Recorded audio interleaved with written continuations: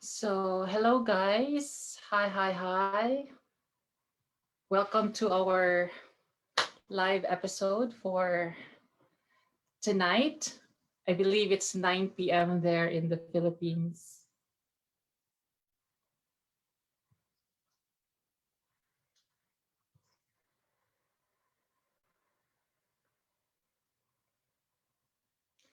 So, wait sa ha. Kaya ato pang giulat ang atong mga guests. And of course, atong mga viewers at sa padaghanon. Char, pay more.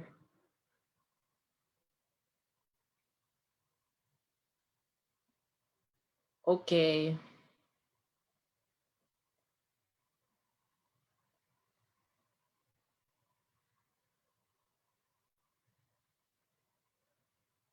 So actually, I'm not quite feeling well, and nowadays because I just got the jab, the first dose, and it's not really that harsh, but I still feel some side effects like headaches and general feeling of weakness. Yun lang. Plus, nabisi pa jud ko kay nibalhin ko og balay. So, um, nag-impake ko, tapos gibalhin ang mga gamit, tapos ako na po siyang gipamutang in place sa bago na accommodation. So medyo kapoy siya kaayo. While sakit pagit kay kong arm agi sa vaccine, so medyo it took a toll on me. All right.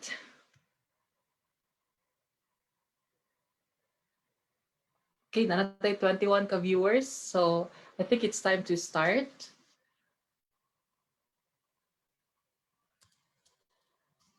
For tonight's live episode, Conversations with Me, I will be inviting three of my good friends. And we'll be talking about being an early career researcher abroad. So, muna siya atong topic for tonight. And being an early career researcher, medyo muna na siya ka ng encompassing term. Early career researcher for people who do graduate studies like master's, a doctorate, postdoctorate degrees. Basically, these degrees or these levels prepare you to become an academic or an academician or an independent researcher. So that's why we call them early career researchers. And three of those early career researchers will be with us tonight, and we'll be asking them questions. You can ask them questions. And of course, we're going to talk about how they applied for the scholarship abroad, how they cope up with the challenges that come with being a Filipino scientist abroad, the the experiences also of studying in a totally different place with a totally different culture, and also the challenges that come with the degree itself. And of course, mag-among rapunta, no? Dili kita inyan ka seryoso kay ga-prepare daw og presentation ng mga slides ang atong guest.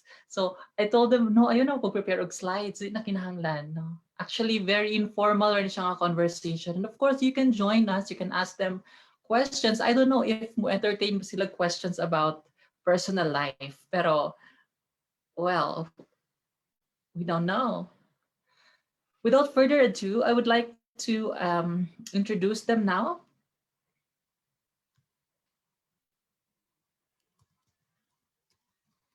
Okay.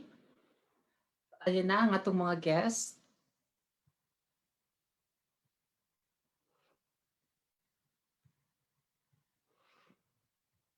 So first we have John. John is a master's student an Erasmus scholar. So later, i-explain niya unsa ng Erasmus, no? And also, he is in Uppsala University of Uppsala in Sweden. John, can you show yourself?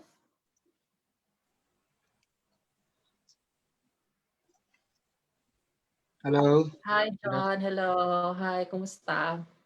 Ayos lang. Good evening, everyone. Good evening, Dira. Ako hapon pa diri sa amua, John. Yeah, it's still 3 Hapon pa diri sa p.m. pa imo. po dire. Yeah. Asa ka karon? Asa ka karon? At the moment, I am here in Spain. So it's very warm. It's Central comparable to Spain. Philippines. Yes. Mhm. Later, atong i-ask no kung ano naka sa Spain. Yes. Okay. It's a good story. Okay. Yeah. And then we also have Clint John. So murag kargado og mga John karon no.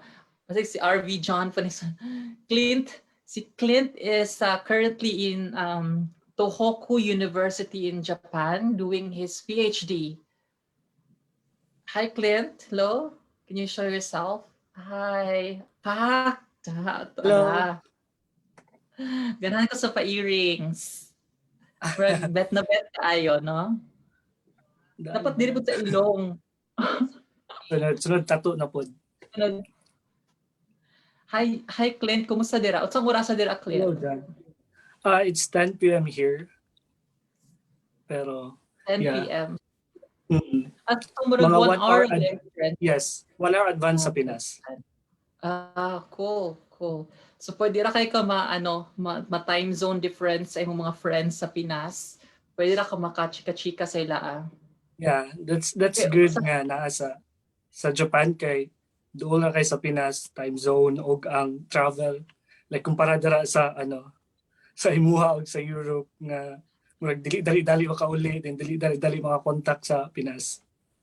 Usahay man gud gusto ko manawag unta or tawagan ko sa akong friends tapos tulog pa day ko bitaw so murag siya medyo off-putting at times. And our last guest, but certainly not the least, o diba, inanawig na, diba? Last but not the least, wala pa gina siya napasay na na expression. He is doing his PhD in University Technology, Sydney, and he is currently in Sydney. Are you in Sydney, Arvie? Ladies and gentlemen, Arvie Abiero. Hi, Arvie. Can you show yourself? Hi! May gabi, everyone. Hi! So, makita ninyo itong FB Live? Nag-open mo og FB browser? Wait, yes, let me check. Kita ninyo? Akong gitanawa. Madungog ra mo? Wala ko gi-check kung madungog ba. Kay ang interference sa audio. Oo, makita ninyo ang comments. Wait, ako Yes. sang balik. So, nanay nag-comment. So, may comment nila. Yes, ikaw di ka kita. Hi! Wow, daddy na kay si Clint og tingog. Oh, daddy. Daddy na daw ka. Clint? Kumusta naman? By Doc Mikael Lapasaran. Hi! Dugi-dugi wala kita na niya. Blue House Days pa.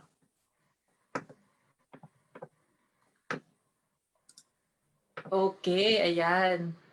So, madunggan ra di ay ta. Ni work ra gyud akong license na Zoom. Okay, worth it lang ang 20 euros. Okay, very good. Generally, magsugod sa tao kumustahan. So, kumusta man mo dira karon? Kumusta ang feeling at the moment? Unsa man yung gibati, no? Sa labo na in relation to being a student abroad. Let's start with John. It's a bad time to ask karon kay ting deadlines na mo. So we're fighting dire. Naka-summer Kumusta man school. ang tulog? I heard wala daw kay tulog. Yes, What's keeping you alive? Coffee. Yes.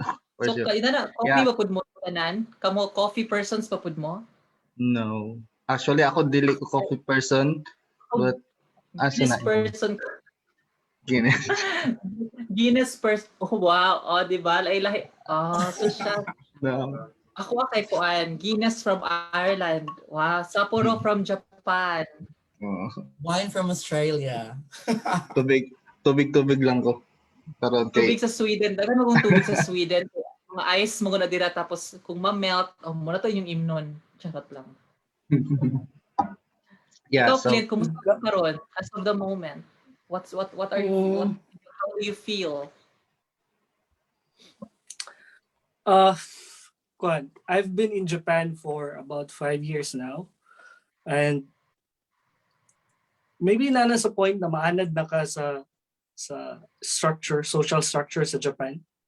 But definitely it's very different and outside of my comfort zone, di ba? Sa Pilipinas, if we have problems, dali ra kayo makakuha og friends, dali kayo makainom, your family's there. But here, it's hard to go out from the social structure nga grabe ka strict, grabe ka close-knitted ang mga groups. But I have my Filipino friends. So, Sumubaw na po ka karon, Clint, kung makamit ka. Arigato. Katawanan kayo kay maski sa call, magtawag ka rin, magbaw-baw, yapon ka maski nasa call. As in, cool. Yeah, Dira ba po ka nag-masters, di ba? Dira ba po ka masters? Yes. I took my So master's here. I graduated last 2019 and nag-graduate ko September, then nag-start yung PhD October. So, literally, walay time na mag-break, diretso start agad yung PhD. Oh, yeah. As in, amazing. Okay, we'll talk about that later in detail. Yun sa nimo pag-start sa PhD. But let's ask Arvie, how are you feeling right now, Arvie? Are you feeling any pressure right now? Actually, medyo pressure siya right now kay like ang Sydney kay currently on lockdown. Like Okay. Kapila na nga lockdown? Second pa naman. First is last year, katong March. Second is because of Delta variant. So, as in, grabe gid sila ka-strict good when it comes to cases. Katong pag-check kung pilang cases every day. Like, i-compare mo sa London, like, gilift ang restrictions, bahala pag 50,000 ang cases, which is scary. Yes. Here, sa Amua, like, sa whole Australia, we only have like 100 of cases every day. Pero, as in, totally lockdown na yun siya. So, mo nang di ko kagawas-gawas. But thankfully, kay since namo ko'y hospital badge, kay I'm working in a hospital also. Like, akong research kay naamon po sa hospital. So, we are considered as essential. Muna makagawas-gawas ko, pero medyo lisod siya kay you cannot see your friends. So, as in. Pero, very challenging time. Very challenging time para sa inyo. Pero ano po siya, like, winter po here. Like, very different sa inyo, ha? Yes, it's summer. Opposite here. Summer here. Opposite. So, sama kay winter What? here. Winter, di ha? My goodness. Are you sure? So, walang ano ko, sweater. Namutanong ko, are you sure? Like, of course, I'm sure. But it's actually very hot here, like Philippine levels. Ang ano, Yes, di ba, even John? here. Ang init, di ba? Philippine Having levels, mga 38. 30. Pero sa Ireland noon, dili nun siya maabot og mga 30 kapin. So narami karon sa mga 22. Ang pinakataas na record is 29.5. How about the humidity? Kumusta humidity dila? Kuan, mubura ang humidity in fairness. So dili That's siya iga nga init. Grabe dili Init sa siya. ano. Init siya kay mo strike ang sunlight sa imong skin. Pero dili siya alimuot. So naagya po yung uban nga mag-jacket gyapon sila. Tapos the Irish will look at them with disdain kay oh my god, ganun ka jacket man. Like example ako tug naon gyapon ko masin 20 degrees Celsius kay mo ba na setting sa aircon nato, di ba? Murag 20 lang. Pero dili kay init na para sa ilaa. Something. So speaking of research, so Arvie said na imong research kay medyo connected ka sa hospital. Yeah. Okay, so speaking of research, before na to explain kung giunsa nila pag-apply sa PhD nila, ato sang pangutanon sila kung unsa ilang research karon. So para dili ta mag-nosebleed no sa ilaang mga mag-explain kung unsa ilang research, ato silang pangutanon kay pag Miss Universe na question, no, pang Miss Universe. So how will you explain your research to a grade 6 student? Ano lang, dili accelerated ha, grade 6 nga, normal nga grade 6, dili ka ng accelerated na grade 6 kay basin para niyo sa grade 6 for Einstein nga grade 6, dili pud siya nga kuan. Dili pud na nga 186 ang IQ, okay? Normal nga grade 6 student, how will you explain your research? So since si Arvie mato naka-discuss sa iya ang research related to the hospital, siya tong unahon og pangutana. So Arvie, top 3 na ni siya ha, top 3. Charot. How will you explain your research to a grade 6 student? Wait. Actually, lisod kayo siya explain. Like, maglisod gani kag explain sa akong peers, usahay, or even sa mga science people about my research. Pero I'll try my best to explain it to a grade 6 student. So, my research is about brain cells, of course. So, kabalo man ka, diba, na imong body is made up of tiny things, what we call cells. So, since akong degree is neuroscience, so I'm talking about brain cells.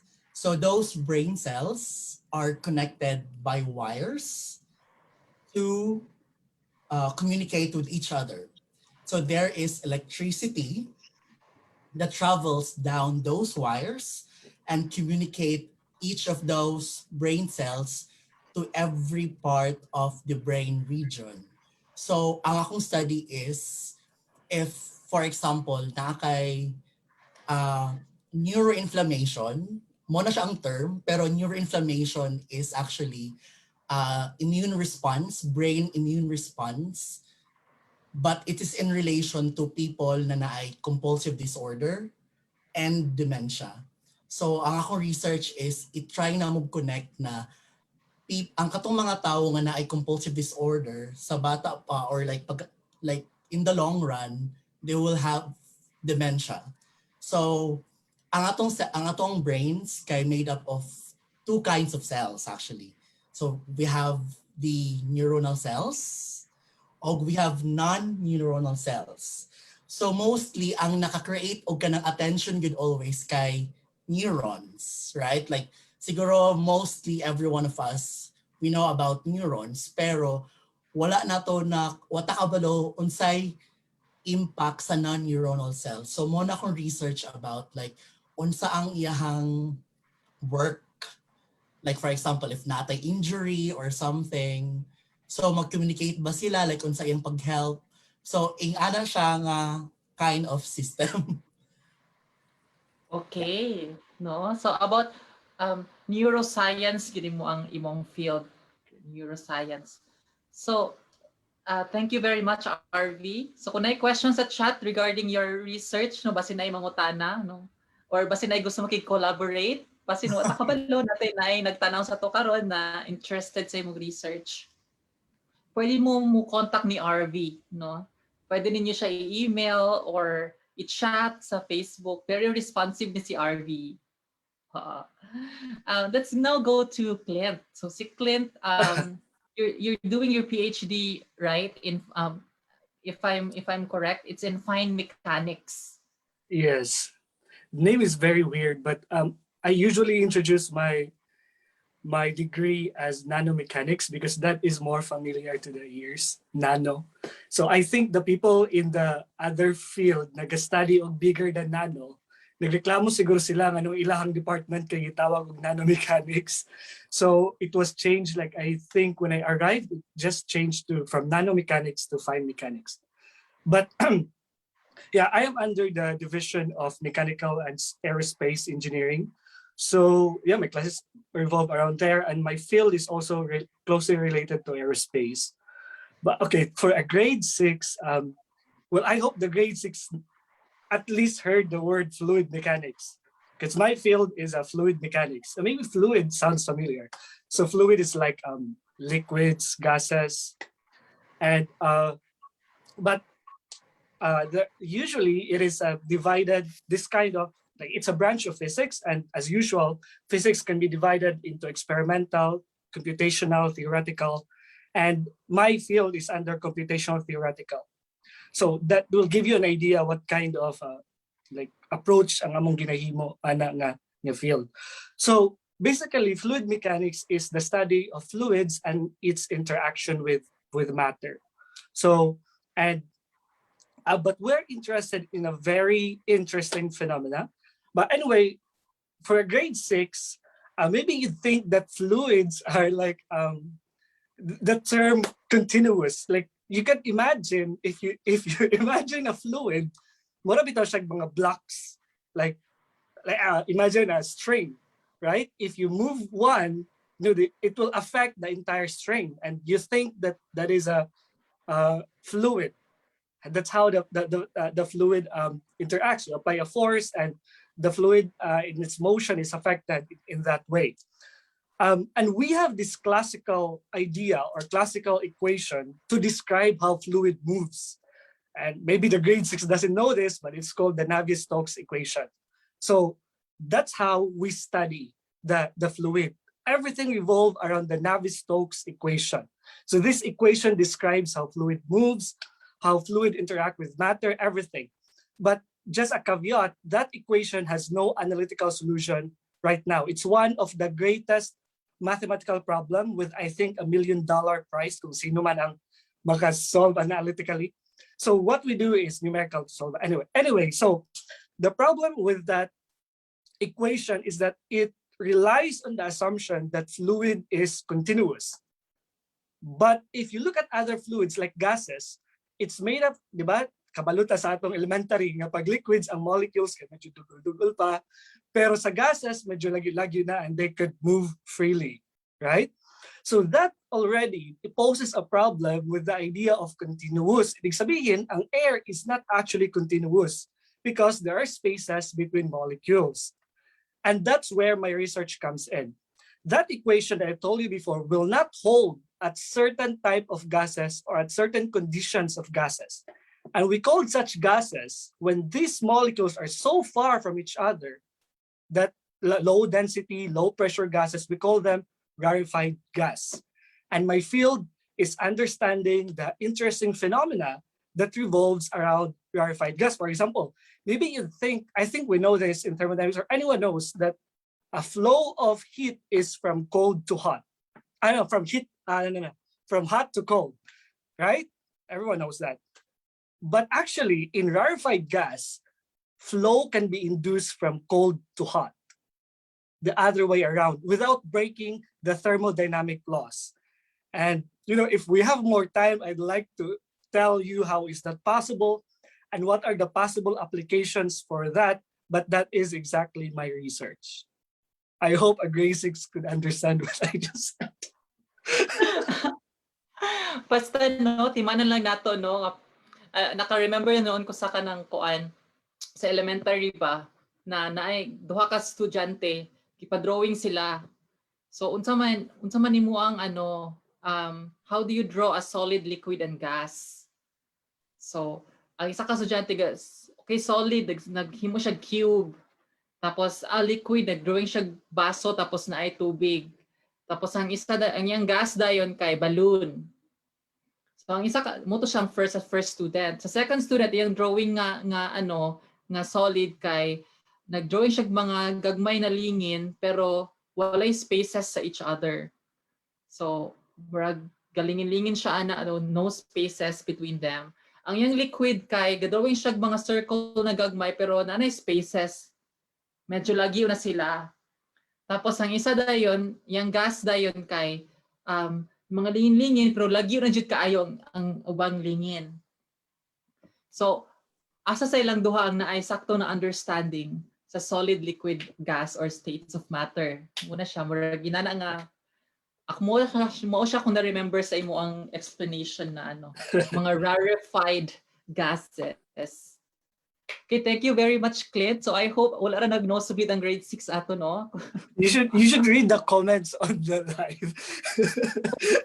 May comment nila.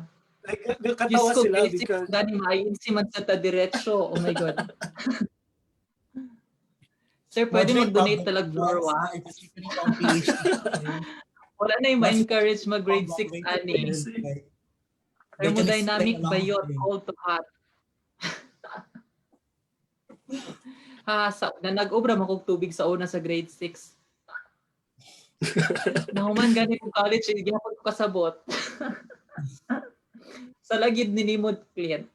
Anyway, atong isa ka invited guest today will also tell us about his research. How do you explain your research to a grade 6 student? John. Okay.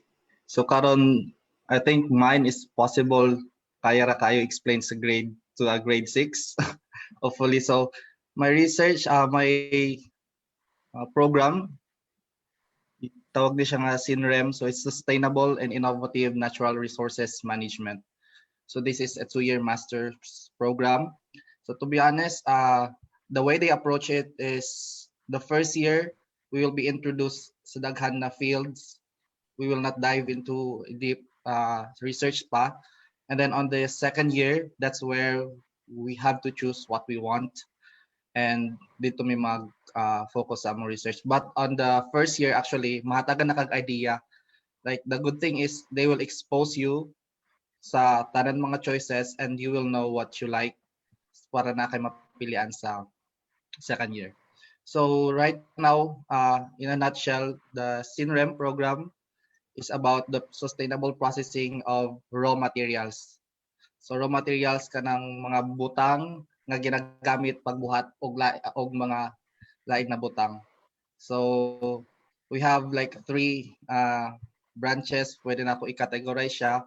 So first is geology na side, kung saan nato pag-explore sa mga puthaw, sa mga metals and other raw materials in a sustainable way nga dili kay destructive. And then the second one is of course sa process chain. So me as metallurgist, so kanang unsaon nato pagguha sa atong mga puthaw og in a sustainable way again. And the third is the circular economy. This focus more on the waste valorization.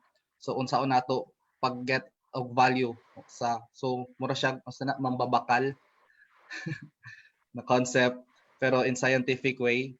So and then after that is we have to create, we are also gitudloan mi sa pag-manage og business, unsaon pag-create og business out of this concepts nga mag-focus mi sa sustainability, at the same time we will make it real. So yeah, So, I think unsa may kuan, unsa masulti nimo sa waste management sa Iligan, John? Hello, Iliganon. Hello, mga government officials sa Iligan. Kumusta nga tong waste management dira? No, kumusta ang mga sa tawagan na dump site na to dira sa mga rugongon and all. Lang, kaway-kaway lang, kaway-kaway. Anyway, speaking of your program, John, na siya structured yun, di ba? Na siya structured. Yes. So it is really structured, and I think that is because you are under a certain scholarship. Can you tell us about it? Yes, so I am under an Erasmus Mundus scholarship. So this one is funded by the EIT Raw Materials. So this is like an organization, from the name itself, the focus on the processing of raw materials. So daghan mi mga igagaw na mga programs. So we have SINREM, and then some other programs, sila Kuya Neil, sila Yvonne Ala is in Emerald, which is another resource engineering. And then Jerdy, if you know. So I think most of us Mets had the opportunity to have this one. So, giyon sa nimo pag-apply ana John. So karon dito na ta sa application, no? Giyon sa pag-apply. So Yes. I understand that you're in your masters, right? Yes. So unsa man ning Erasmus masters ra ba ni siya or napoy PhD ani? I think napod siya PhD. There's a lot of offer academic wise after you get the masters actually. So pwede ka ato pag-proceed of PhD, and then you can collaborate with other organization within the Europe kay daghan man ni siya kaningan na EIT Raw Materials, pwede pud ka i-network to other organization. So pwede siya PhD, pwede siya kanang mag-research assistant, or pwede pud ka mo take og masters balik, or the another thing is you can work in a research institution muna na-adire kay daghang research institution nga you are paid to have a research, to make a research a valuable research. And yeah, nag-invest jud sila para ana. So John, you are from MSU IIT, di ba? Yes. Tatak COE. So wala pagmahay COE by. So you graduated, I believe. Hello? Yes, yes. Metallurgical. So ang pag graduate mo metallurgical, how did you apply for the MS for Yeah, so Erasmus? actually after graduation, nagtrabaho pa ako for 2 or 3 years. So again, industrial experience. So I work at a mine. I spent 2 years in Carmen Copper Corporation sa Toledo. So I think most of us in the metallurgical engineering na graduate kay nangita sila opportunity to work in a mineral processing company. So mining. So I gained 2 years experience, and then after that, yeah, I decided to apply to this masters. So how I applied, of course, I am so lucky kay naano may mga nauna na ako ng mga seniors. So I contacted them. So those who wanted to apply, actually, you can also contact us. So they showed us a website. It's easy. Just Google Erasmus Joint Master Degree or Erasmus Mundus. I can send you the Yes. link later. And then there you can actually select. So it's not limited sa atong course as metallurgical engineer. There's a lot of fields from arts to science, politics, tanan na siya dito. So you can like check which field and then tanaw nimo asa ang imong interest, and then you can every field of program na ma-select nimo, they have their own website, a very good and detailed website na i-instruct jud ka kung sa mga imong kinahanglan, kung sa mga required nila na i-submit nimo. For me, they required just the TOR and then letter. So senior really is like that time dili pa kayo siya daghan requirements. So just your basic documents, because this is like a pioneering program pa under Erasmus. So it's like we are the third batch. So compared to other EIT. So yes. Na ba age limit, John? I don't think so, because for my batch, na ako'y classmate who is 34 years old, the oldest, 35. Oh. So I think it could go older, and the youngest is like 23, 22. So sa mga naiplanong mag-masters tira, pwede ninyo i-message si John kung para tagaan mo niya sa link, no? Yes. Para sa kuan, sa kanang kung unsaon pag-apply. So it's very clear and I think unambiguous ang mga requirements. Basta kay naka-graduate lang ka og bachelor's degree. No, sa science ba ni siya required ba nga scientific imo ang bachelor's like in STEM? Required ba nga sa STEM?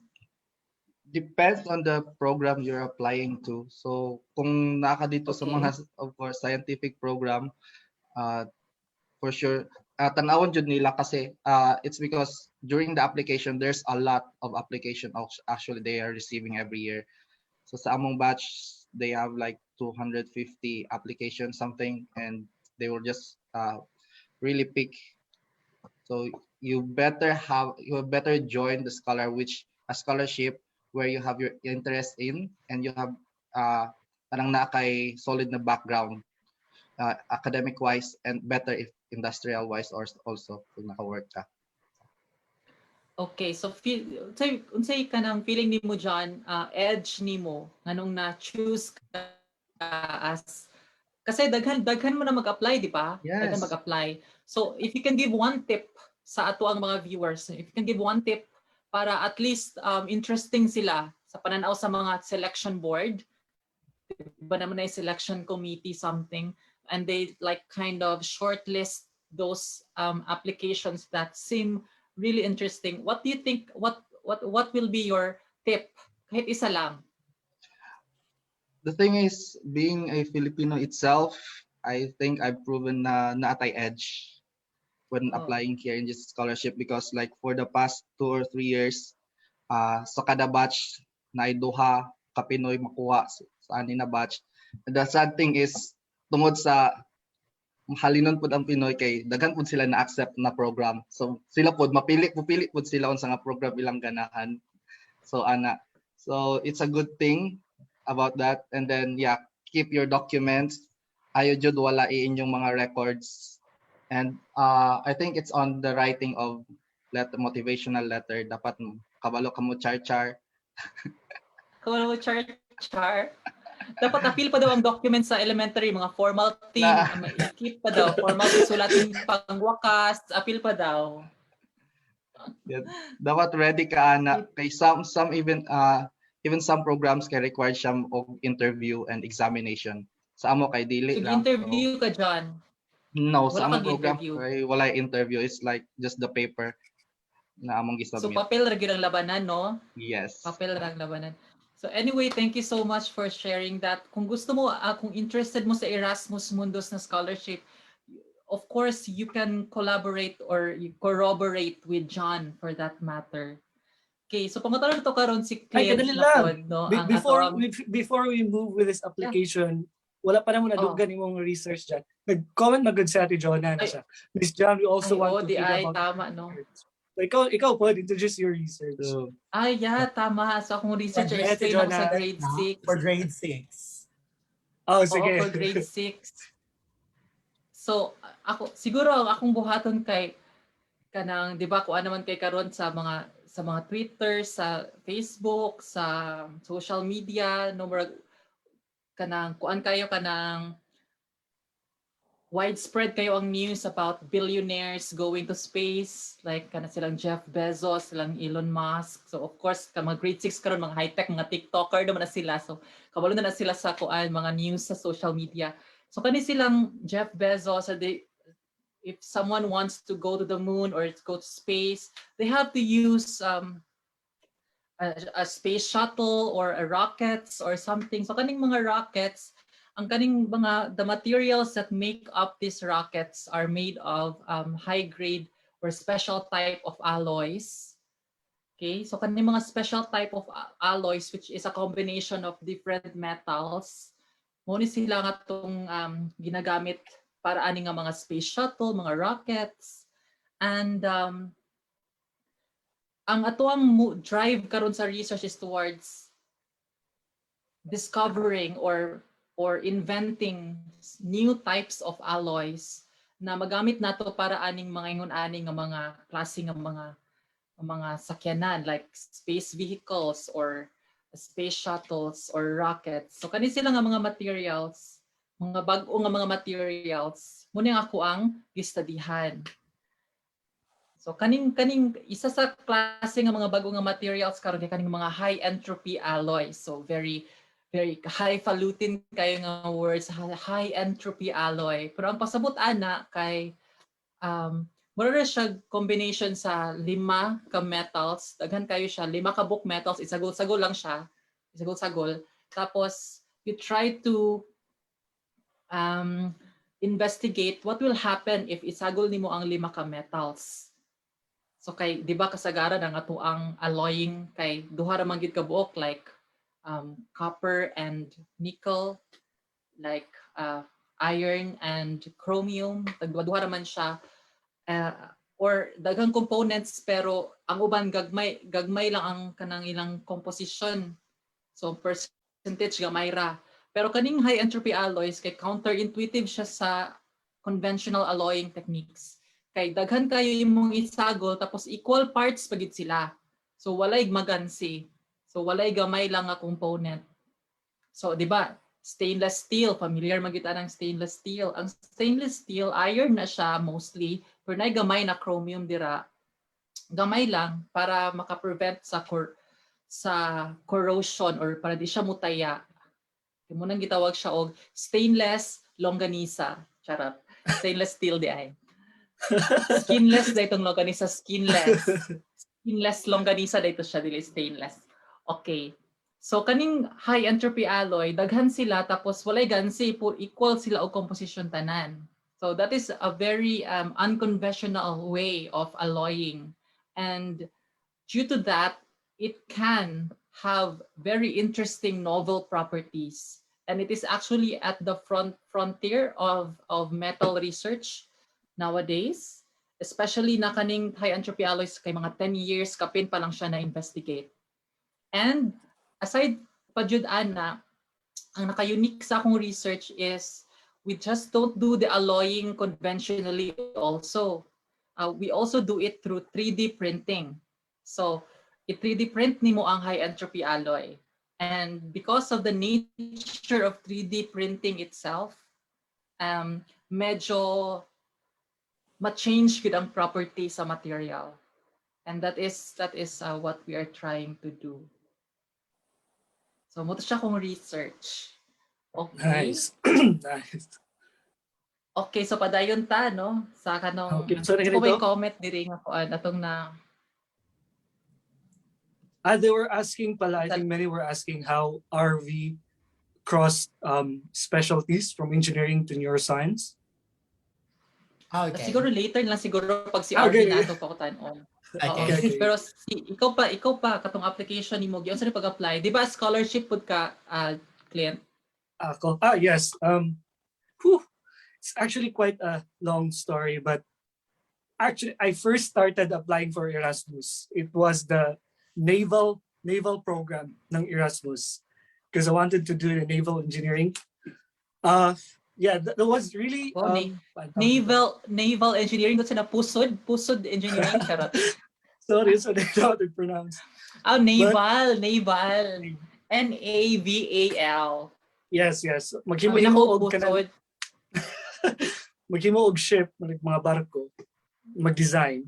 And it was very weird kay nangayo sila og high school diploma. So, shit, pagitaon pa na ako akong high school diploma sa kaban dito sa balay nga nabahaan na. But anyway, nag-apply ko and then sadly, but I was shortlisted in the top 40. Pero ang problema kasi top 5 lang ang full scholarship. And the rest of the 35 will get half. And they offered me nga, you can do part-time work while a student, like magtrabaho daw ko to make up for the half. And ko nga, I think I can't do, I want to be a full-time student. Like, dili ata na ko kaya mag-juggle all studies and work. So, yeah, I turned down the Erasmus. And then came the opportunity for a Japanese scholarship called MEX, which is daghana I think na dire, like including Ate Jonah. So daghana og kaila nga MEX scholars which would have which is mas dali sa kuha. And then also the MEX was di man sa kay kwarta-kwarta, but MEX has a bigger allowance than Erasmus offered. So it was maybe one of the things that swayed me to this. And I applied twice. The first time I applied, actually, I didn't get in. I applied through the embassy. There are two types of applying a MEX scholarship. The first one is through embassy, and the second one is through university. Basically, sa embassy, mo-apply ka sa Japanese embassy sa Pilipinas, and then they will recommend you to the university nga imong sudlan sa Japan. The second one, the university nga method, is mo-apply ka directly sa university nga imong sudlan. So you bypass the embassy. So ang nice thing about university recommendation, it's what it's called, is that shorter siya, mga 6 months ang process. Kaya di naman ka moagi sa processing ng embassy. But the embassy is like a year. But anyway, nakatry ko sa duha. And for the unusual path nga ginakuha ng mga Pinoy para mag-MEX is embassy recommendation. So the embassy recommendation is very stringent. First, they will screen you will submit documents like very strict, like very Japanese way, dapat naka-folder, dapat printed, dapat naka-label. Basta, it was like, I think, gamay lang nimo nga mistake. Like, I think if imo ang gi-handwritten, I'm not sure, dili siguro na dawaton, or basta, dagan kayo. Then all the copies should be authenticated by the university, nga, through copy siya, registrar. Anyway, so, ang first na process sa embassy is document screening. Magpadala mo sa ilang screen documents, and then they will contact you, and then you will go to the embassy and then mag-take mong exam in English, which unfortunately wala ko kapasa. So, and then from like 60, I guess, 60 ba mi, nga nakuha sa embassy, you will be cut off into like 20 or 28. And then after the exam, after the exam, and then after the exam, there will be an interview. And then from that 18, man siguro mo, basta you will get even fewer. So it was very stringent and very time consuming, Manila, and very, expensive. But anyway, I didn't get in through embassy recommendation. And then immediately after that, I contacted a professor I knew here in Tohoku University. Nga, teacher na ko sa una of fluid mechanics. And then I tried to ask what are the possible options for me for a scholarship here in Japan. And he offered about the next university recommendation. The only catch with the university recommendation is that naapod sila limit ang university in the entire world. So, kung sa embassy recommendation, ang imuhang competition kay same country, mga Pilipino, sa university recommendation, imuha namang competition kay the whole world, kay naman sa limit. So, during my time, it was 7 slots. So, like 7 na ilang kuhaon sa entire mag-apply sa entire world. So, but anyway, I got in. So, yeah, that was the process of how I got into graduate studies in Japan. So yeah, next. And I will post the link in the comment section later where to watch out mga posts ng Japanese Embassy about this scholarship. Yun. Okay. Wow, thank you very much, Clint. Kung na kay tip sa mga gusto mag-apply no sa kanang embassy or university, sa katong embassy nimo ana unsa may tip nimo nga kanang like interview man ka, di ba? Wala ko kabot sa interview. I failed the exam. Okay. So sige, generally na lang kung mag-apply pa kung follow same steps like sa university recom, what do you think is like just give them one tip para mas mo stand out ilang application? Well, it really helps a lot whether what scholarship you get in Japan. Nga first, you have to contact a professor. I don't know how other countries deal with graduate students, but here, ang pinaka-importante kay makakontakt kadaan o professor kay you will be working in his lab, manggod. You will be part of his lab. I mean, here in Japan, research is like parang pinakadakong aspect sa graduate studies. We have very little coursework, to be honest. Like now in PhD, I only have 4 classes in the entire 3 years. So in Japan, research is the focus. So pinaka-importante is maka-build ka og relationship with a professor. So start by writing an email showing your interest sa iyahang research. Like your research might be different from his. So you have to study his research, not study deeply, but understand what he's doing and express your interest to be part of his projects. And that would really go a long way. So kani manggod no naay problema ang mga Pilipino no as kabalo ko ana kay ako pod mismo na pa ko yani nga problem.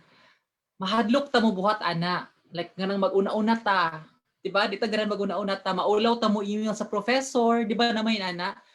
Di ba kanang ang uban kay less assertive like for example ay maulaw man ko uy ay unsaon man ako na pagsulat sa email, and then these kinds of excuses actually prevent you from attaining things beyond what you already have. So can you please encourage our viewers or prospective scholars to really push it?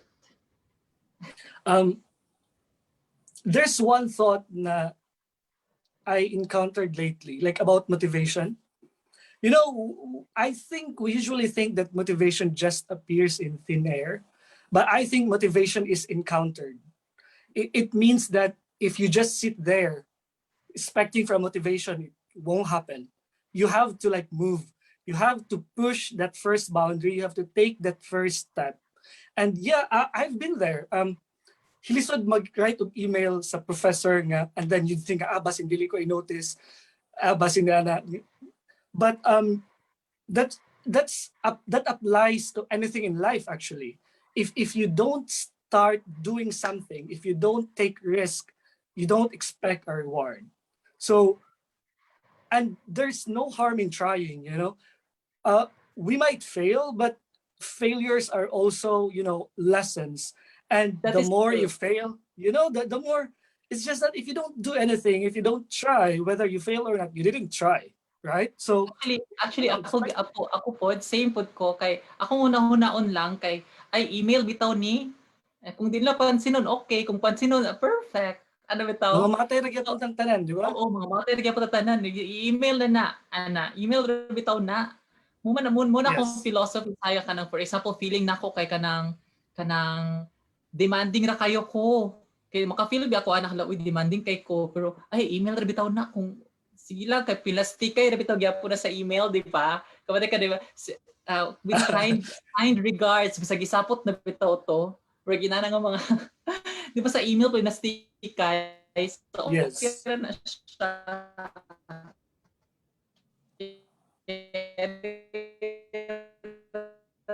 Sa wala itong host. Na atong host. Naglisod na ang net.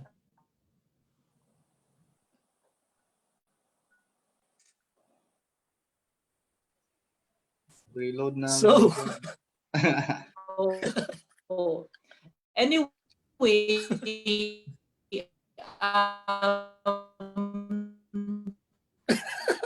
actually ang mga professors mo reply gyud na sila. Ma-surprise ka kay mo reply. Nayuban dili ako. Yes. yes.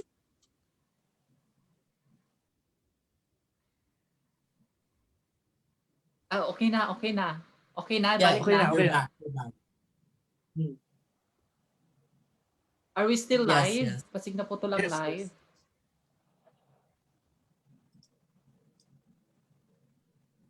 Okay, so karon naman mo ato na punta kang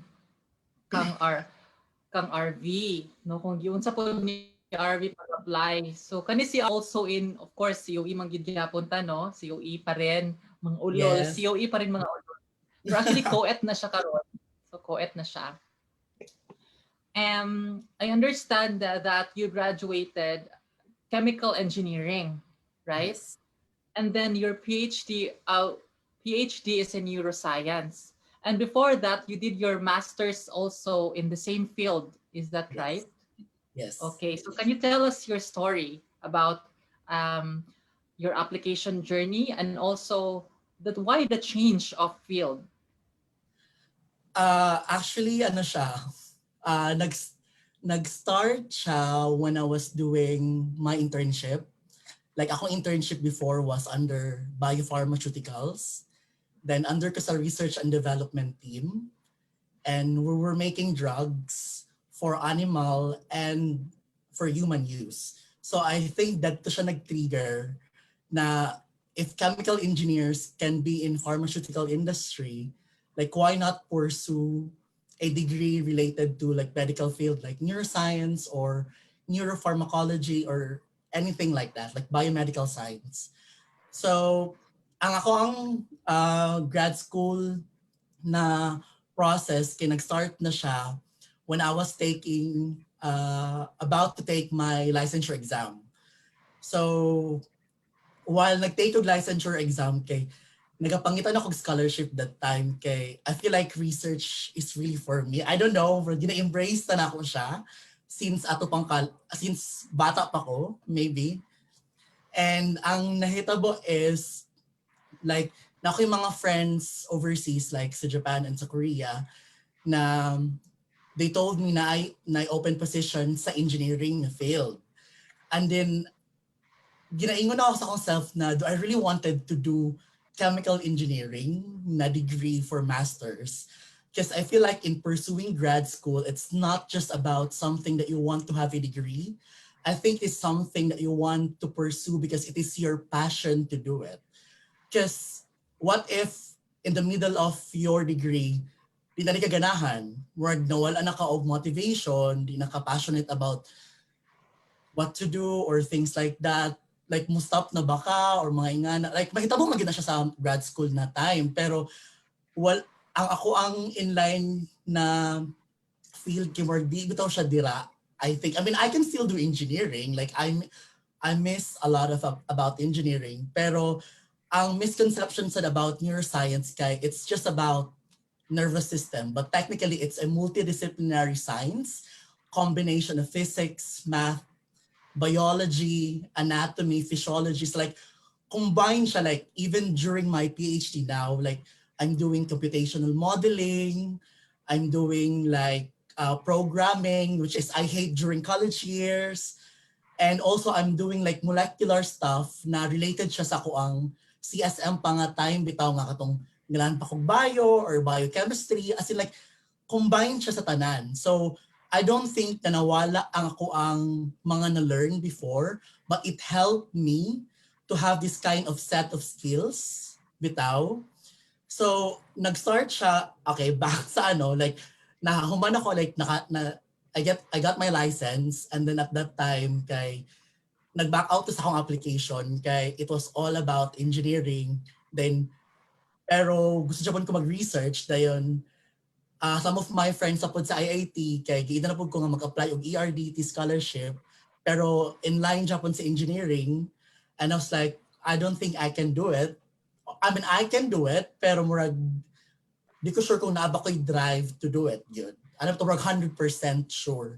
So what happened is that nag-work ko at first sa industry just to know the taste of being a chemical engineer.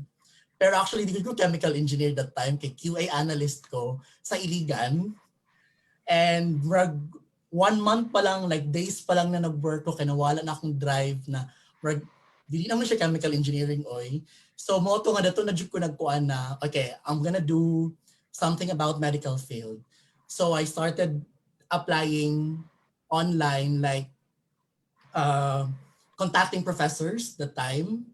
Pero like, medyo layo yun ako ang field. So, ang nahitabo is, I think, when you apply, like, ang imuhang cover letter or letter of intent, it should be written there, like, your motivation to really do research, your commitment, your drive. Mo bitaw na siya, like, ma-feel nila na, okay, he really wanted to do research. Kay these things can be learned. Like, on my case, medyo layo siya, kay wala ba tayo anatomy atong college years, like engineering, wala gyud tayo brain something. Pero grabe gid akong struggle during masters, kaya akong masters in neuroscience man Japon. So by the way, I did my masters in South Korea, and medyo siya, like struggle gid siya kay kanang tough gid ang transition, pero I like to be being interdisciplinary. So yeah, I sent an email to that professor, and then ang nahitabo pa gyud kay ang kailangan lang for that scholarship kay open man siya for all, kay duha lang, pero they wanted for those 2 slots for Filipinos. Dayon ang nag-top 2 pa gyud kay wala ko na ato sa top 2 actually. Ang top 1 kay from UST, ang top 2 is from Ateneo. And I was like, oh my God. Parang wala na ko'y chance at that time. Then sila kay mga medical field degree like biology, at ang isa kay chemistry. And ang nakita ko kay ang top 1 katong gikan sa UST kay nag-medicine yun siya sa UST. So ang nakita ko is ako di ang nag-top 3. So mo to nga nahatag ang position sa kuha. So mo to nga nakasulod ko sa position to do my masters in South Korea. So yeah, and then after my masters in South Korea kay I feel like ang tip is dili siya dali-dali ang application. Sometimes it would take 6 months to a year. Prepare all your all your documents kay you need that for your application. So before ko nihawag South Korea, like nag-start ako apply sa PhD anywhere jud, like in Australia, in Europe, in America. And Australia was never my first option. Akong first option gid kay Germany that time. Like mo gid siya, like actually nadawat ko sa Germany that time kay ang ako yung dream na institution was Max Planck Research Institute, and I got in. Pero ang problema is akong professor kay dili ko niya ihatag sa lain. Ang nitabo is wala ko niya gipalupad from South Korea to Germany. It was all expense paid. Na kung you need to be interviewed there, pero wala, I lost that kind of wala na natis ako ang scholarship. So okay na siya. So ang nahitabo is, I think when you do PhD application, like I think different sa ila. So in my case is, you really need to look for supervisors. I think same sa giingon ni Clint na like email good sa mga supervisors, like pagita jud drive na ma-email mo sila. So ang application sa PhD mura na siya Tinder, guys. Like if you rate na ninyo ang inyong profile like the best thing. Bitaw ka like ikaw kung mag-Tinder ka or mag-dating app ka, right? Like kailangan jud ka best of yourself. Like you need to be really this kind of person or whatever. So sell yourself. So ingana na siya ang mag-apply og PhD application, like i-curate yun na imuhang profile, like unsay imong degree, whatever, experiences, unsay imong mabuhat. Ingana siya like make a good CV, of course, and make a good cover letter, like ang letter of intent. Then since we're speaking of Tinder na application, it's also the same. Kaya di ba sa Tinder, swipe ka ng swipe. So sa Tinder, so sa PhD application sad, kaya mura ra po na siya kuan. Send as many application as you could possibly do. Because honestly, it's fine to get rejected. Being rejected doesn't mean na you cannot do grad school. You know what? Kay part na siya sa process ang ma-reject. Like, take it in a positive way. Like, what if na-reject ka siya kay na-di perfect fit? So it is finding for you for a perfect person, for a perfect supervisor bitaw. So it like they might be detours or delays, pero at the end of the day, mabutangan jud ka sa saktong lugar. So mo na siya. So yeah, that is true. Right? Yeah. And then Actually ako kapila ko na reject pod. Kadaghan po ko na reject. Ikaw Clint, kapila ka na reject Sa sa application dili Tinder. uyab. Dili sa Tinder. sa application, actually, wala man at ako na I don't know. Na-reject ka Wala sa ka. embassy. Yeah, katong. I mean, binakog sa professors. Ikaw, John, Yes. naano kay gi-applyan na na-reject ka? Well, sa Erasmus, you are allowed to apply to look a program actually. So, given the chance, apply jud, i-maximize jud na ninyo. So, ni-apply ko sa duha, na-reject ko sa isa. Ana. Pero Ako, nga ila nga ni-apply sa tulo, na nadawat sa tulo. So now, nipili na jud siya sa iyang gusto. So, it could be the other way around. Oo. Pwede, kung madawat, yes, well and good. Kung dili, well and good. Next. Yeah, Ano na siya? Ako, I think i-apply ko. Word ka 10 ko nag-apply. Bisag kung saan na akong i-applyan because I was so desperate at that time. Wala, send. Kaya katong nga time, di ba, COVID? Medyo kanang nanay pandemic katong actually before pag siya na-declare nga COVID pandemic, pero katong nag-apply ko siguro mga January, February, March kana nga time, April. Unya ang mga requirements sa igor beka mag-send og TOR, mag-send og cover letter, and I think akong talent gyud, kung nakoy talent na pwede nako ipanghambog. Akong talent gyud kay Mang Char. So kanang mga motivation letter, kanang mga application letter, nakoy talent na mo Char na. So barag ay kanira day ang requirement, motivation letter, TOR. Sige go isend nato na. Maskin gud ang kanang PhD application call for application kay medyo layo ra gid sa akong field, maskin wala koy idea ani. Sige kay basta na kanay materials go na. Send. Mura to, siguro kadaghan yun ko nag-apply mga 10, 12 applications. And then only 2 ever got back to me and said that I'm shortlisted for an interview. Paduhara ko na interview. The other one was German siya nga scholarship. And then kani siya dayon, kani akong scholarship karon. And actually ang motivation gid sa ako ang pag-apply for PhD kay dili gid siya, sorry ha, pero dili gid siya a desire to do research. It's actually because I want to get out of the country because and you know do a PhD so that people will respect me more. Kay na-discriminate magud ko. I was really discriminated in my previous workplace. And I think that if I get out of the country and then, you know, especially in a country where there are protections for trans people, where there are more legislation that ensure inclusion of trans people in every aspect of life. So muto siya ako ang motivation gyud nga munang nag-apply kog PhD. And sa ko pag-apply kanang naka-encounter ko aning CDT. So it's called the Center for Doctoral Training. Actually daghang CDT sa world. Mostly diri siya sa west ang mga CDT. And daghang systems na CDT, ang uban CDT for whatever, Center for Doctoral Training for metallic systems, Center for Doctoral Training for what nanoscience, and basta daghan sila. So ako ang nasudlan na CDT, Center for Doctoral Training in the Advanced Characterization of Materials. And ang kanang CDT based siya sa tulo ka universities.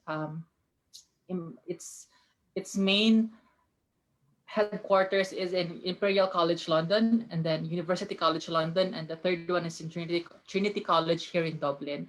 So kanang tulo mo na siya, dira naka-situate ang CDT. And every year magkuha sila siguro mga 20 kabuok ka students from mostly in Europe, but they also welcome international students like me. So magkuha sila mga 20 kabuok, tapos sila ang magbutang kung asa ka between sa 3 schools. So ako nabutang ko diri sa Trinity College Dublin, but I will also be taking courses in Imperial and in University College London. So within the span of my PhD, I will be moving to these other universities to also take some courses and do some experiments. So muto siya, ang akong requirements lang ato gyud kay mag-email lang kag TOR o imong motivation letter. So mao lang, I think. Tapos, ilan na kong gi-email na gusto ba ka magpa-interview, ana. So, pero before that, ilan pang giingon sa ako, ana, you have to pay something because I'm not from the EU. So, I'm not from Europe. So, ako ang status kay non-EU student. So, need pa ka magbayad og something para ma-enroll ka. Kay ang scholarship, kay covered niya tanang fees, pero walay appeal ang non-EU na fee. So this is why European universities are very, very expensive for international students. I actually told them, oh, with that amount, I think only the Marcoses can afford to study in Europe. So something like that. So ang funding kibalik kay dili man gid siya kanang murag scholarship na kanang like Erasmus na murag paid yun tanan, di ba? John, I think you didn't pay for anything in Erasmus, even the visa fees, right? You have to pay at first, pero once you get here, you will be refunded. Like they have a fixed amount, which is way greater than sa imong na-spend. Oh, perfect. Pa-send naman ng GCash, pa-GCash naman dyan, John, pa-GCash. O, sumuto siya, kailangan ko mubayad. I think na may different scholarships siguro, like we have like government scholarships, we also have like university scholarships, and you also have like funding or grants, same case ni Madge and Mel, I think, right? Kung ingana man ang sa imuhang funding. So on my case, like I got government scholarship. It's also the same as Erasmus, na wala kay bayaran, pero like ako gabayad at first, pero i-reimburse sa bugka the moment na maabot na kag Australia, bitaw, like visa fees, imong medical something, mga ingana kay. Also coming from a developing country, like maglisod yung provide og bitaw money, like same sa kung insurance, like I cannot pay hundreds of thousands of pesos. So ano ito ba isang utang jud ko sa akong mga medyo lahisyo na mga friends sa iligan, just to then ako rin yung giingon sa ilahan nga balikan na duty ka, bayaran di ka the moment na i-reimburse ko sa government. Murag tapos sila assurance nga mabalik mo sa ilang money bitaw. I mean, ingana dyan Nabayaran siya. naman ka ha. Nabayaran na po na diya. Kuya, true, nangutang po ko sa akong friend. Akong friend nga kanang akong high school best friend, shout out to Malu. Malu, I love you so much. Thank you. Nga gipautang ko nimo og sa imo ang husband, charot, husband dili fiance nga si Alvaro from Spain. Salamat kay sa pagpautang nako og mga 3,000 pounds. Oh my I think God. isa na sa tong sorry. Naman I sila think sa isa na London, tong good. ma-advise sa mga viewers na dili ba ulaw mangutang. Actually nangutang ko pero nangutang ko pag abot na dinhi kay na-shock ko sa akong bayaran sa balay. Kay diri man good when I arrived na sa Japan kay na may mga like daghan kay bayaran pag sulod nimo bagong apartment dayon wala ko na prepared sa mga bayaran sa balay. So mo to pag abot ako dinhi nangutang ko sa Filipinos para pambayad og balay. So I don't know, I think si Jan ata wala nangutang sa ato ang tulo.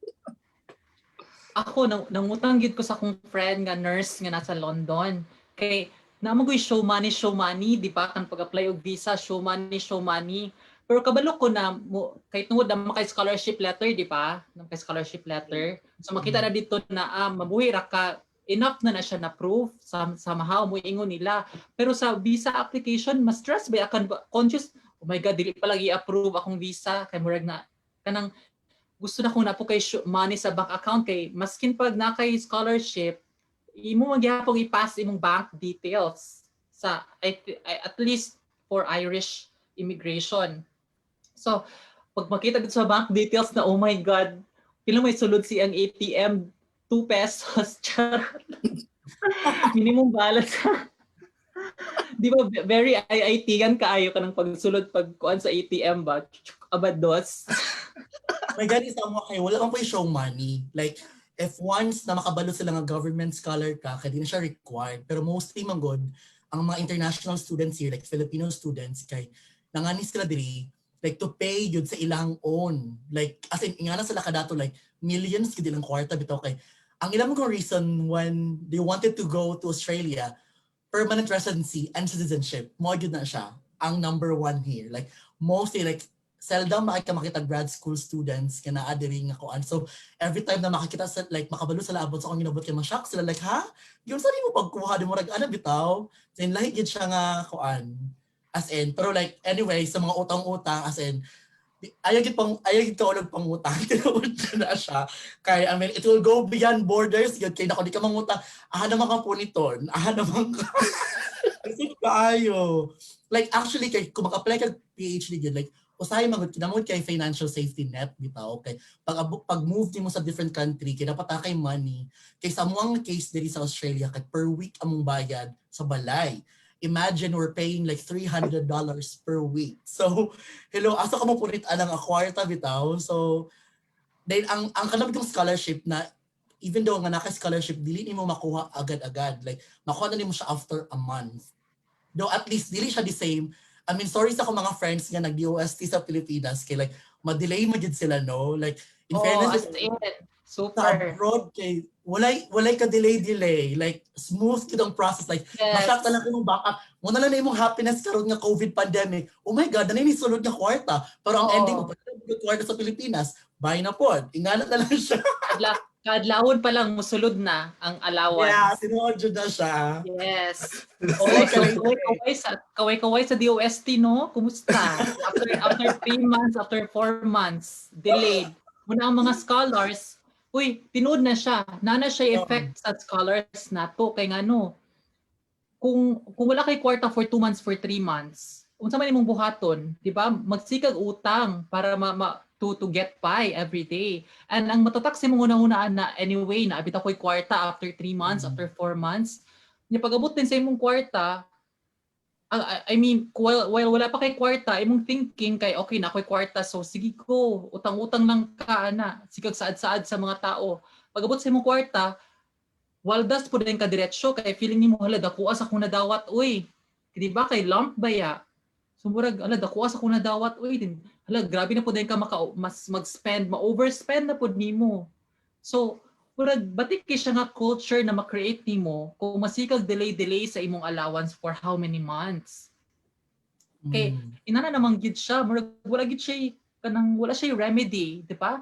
Sa atong mga viewers sila na DOST scholars. sa ingna ko nga bakakon ko, mao gyud na siya. Diba? So na nag-question diri, to give Ito your lang siguro viewers an basahin ko. idea about student life abroad, can you share the struggles? Ate Okay. Jonah. Like discrimination, language barrier, financial challenges you had to face, and how did you overcome these struggles? Ate Jonah is currently in Japan. She's also Ate a Jonah, silingan very me. intelligent researcher.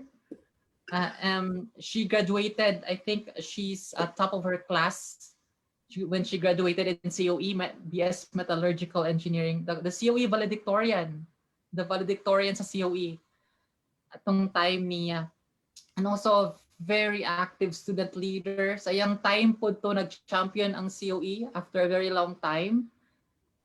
And then she's now graduate na siya sa iyang PhD, right? Right, Clint? Yeah, he's part of the faculty of the Tohoku University now. She's part of the faculty of Tohoku University. Wow, perfect. Shout out Ate Jonah. So can you please tell us in relation to the question of Ate Jonah? Let's start with John. Do you have any challenges? And how did you overcome it? Like, kuha ni siya nga question na kato na ning kang kinsa ganitong major. Diyan na San Miguel.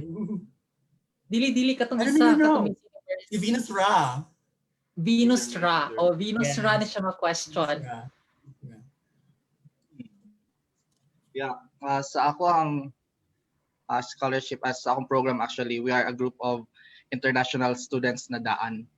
So we went our first semester in Belgium. Murag maski asa jud mi gipunit. Like nasa Asia, nasa Africa, and sa Europe ana. So when it comes to that, naka-experience good yapon may discrimination, but we are a set of students living from everywhere around the world. So we share the same struggles about that. So it makes things easier. We can talk about it na kay maistoryahan. So that's good. Ang akong nakita nga challenge is ang adjustment going abroad. So since gikan man ta sa Pinas, igang ana. So the weather, especially here in Europe, when you are in the northern side, it's really shocking na medyo depressing siya, especially when you come out on September and the end of the year.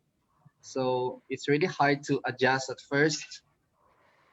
But yeah, you have to get along sa weather and dapat masanay ka. You need to talk with people. And yes, one thing that helped me is finding Filipino community within the place. So dako siya kang tabang, dili ka ma-miss jud nimo ang every small Red details Horse. like Ang Red Horse, Red ang Horse, Tanduay. Charot. Fifth Canton, ana, wala bitaw May Tanduay mahal na dila kayo. dyan? Red Horse lang so far ako nakita. Wala Tanduay. Oh my God. Di ba laking Tanduay biya ka dyan? MP. Di ba MP po, di ba MP Light sa una? Di ba natagat mo sa sikad tungkol sa MP Light? Charot. Yes, I remember that day. So kana mahal kaayo siya pag-abot diri pero makakuha siya, makahatag siya relief when you find something or someone that makes you feel home. So yeah. Wow. Naikuha dira dyan, ay beef tira na spicy beef na Lucky Me. Wala Wala ko na encounter. Pansit Canton ang medyo sikat-sikat Pansit diri. Canton. Napoy Pansit Canton diri, Yeah. pero ang spicy beef na kanang Lucky Me, Me. kanang labuyo bitaw, wala siya diri do. Gimingaw kayo ko na kanang feeling bitaw na nagkaon kag plastic, kanang na nga feeling kanang ma-feel gud nimo ang mga atherosclerosis, ang mga low density lipoproteins. Charot. Wow. Anyway, sige Arvie, how do you respond to the question of Ate Jonah? Like, I would say at first, like, adjustment. Like, I moved to Australia last year, like early last year, and it was also like time sa pandemic. Like, ang kalisod is like moving to a different country where you don't know anyone. Like in my case, wala ko relatives. I don't have any friends here in Australia. So medyo lisod jud kay siya. Pero uh, I think at that time also kay during COVID kay dili man makagawas-gawas ang tao, so lisod kay makapangita bitaw og ano. Pero I think I would agree to John na you always need to have like support system or happy circle jud na would help you like motivate or like this kind of things kay lisod kayo kung mag-inusara ka kay doing grad school, it's an isolating experience honestly, pero it makes much more difference if na kay mga tao nga ga-support sa imuha. And also it's also a good thing na technology, like with the advent of technology, makatawag ta dire-diretso sa tong family and friends back home, nga na bitaw, like para makastorya nato. Pero usay kay like kita ng mga tao, like galong ta og mga hugs or mga ingana, like lisod kayo nga dili ka dili mo sila makita or ma-talk in person, right? Like lahi pud biya tong imong support system overseas and support system here sa abroad. Like I think major siguro is adjustment. Like when it comes to language barrier, kay since English naman ng Australia, so like di nagbit ka siya ingana since ang Filipinos kay medyo okay man mag-English good. I think I would also na ang language barrier kay na-experience na ako before kay I did my master's in South Korea, so not knowing the Korean language, like lisod kay siya bitaw, like 9 times nga pwede ka storyahan sa mga tao nang i-backbite kanila, nga na bitaw, pero I think okay na siya kay at least kasabot. Nga na bitaw, so yeah. Experience ka discrimination dira. Like, you know, as a person of color, did you ever experience or have you ever experienced discrimination in some form or microaggression or something? I think during COVID pandemic, like ang ano man sa mga western countries like mga puti, kay basta Asian, kay gina-associate nila into Chinese.